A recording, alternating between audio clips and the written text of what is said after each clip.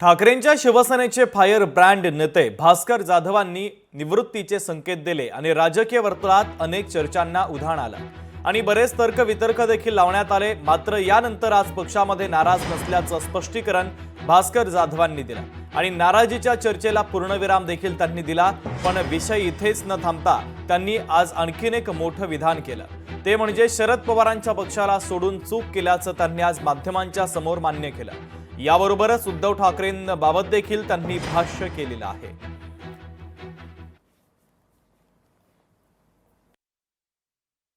मी नाराज नाही आणि ज्या गोष्टी माझ्या मनामध्ये नाही त्याचा मी खुलासा देखील करत नाही। त्यामुळे माझ्या वक्तव्याबद्दल कोण सातत्याने काही बोलत असेल तर त्याबाबत फार भाष्य करण्याची मला आवश्यकता वाटत नाही। जो पक्ष मी सोडला त्या पक्षाने मला इतकं दिल्यानंतर मी सोडला ही माझी चूक आहे हे मी बोलून एक प्रकारचा मेसेज पाठवलाय की आपण किती नालायकपणा करावा।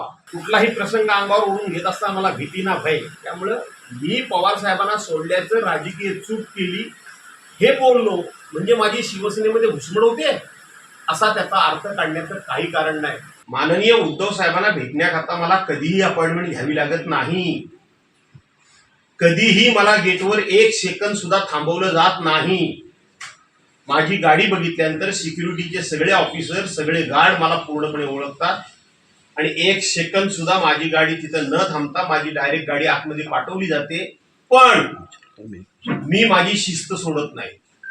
मी गेटवर उभा राहतो, मला चेक करा म्हणून सांगतो का तर माझ्या नेत्याची सुरक्षा मलाच महत्त्वाची आहे। दरम्यान भास्कर जाधवांच्या संदर्भात काही राजकीय प्रतिक्रिया देखील समोर आल्यात, ऐकूयात।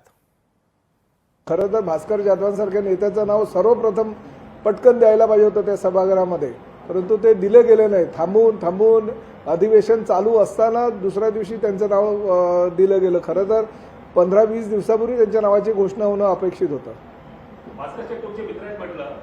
हो, फार जुने मित्र आहेत।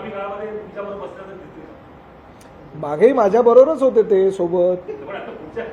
काय सांगता येत नाही बघा, राजकारणामध्ये आज कोण कोणाबरोबर आहे, उद्या कोण कोणाबरोबर जाईल काहीच सांगता येत नाही। कोण कोणाचा मित्र, कोण राजकारणामध्ये कोणी कोणाचा कायमचा मित्र आणि कायमचा शत्रू नसतो। शरद पवार साहेबांची साथ ज्या अनेकांनी सोडली ते जेव्हा एकांतात आम्हाला भेटतात तेव्हा ते हेच सांगतात की एका विपरीत परिस्थितीत आम्हाला शरद पवार साहेबांची साथ सोडावी लागली। हा निर्णय आम्हाला एका वेगळ्या परिस्थितीमध्ये घ्यायला लावला, नाही तर आम्ही शरद पवार साहेबांची साथ कधी सोडली नसती। त्याच्याबद्दल अनेकांनी खासगीमध्ये खंत व्यक्त केलाय, कारण की ओपनली करू शकत नाही, मग अनेकांच्या अडचणी आहेत।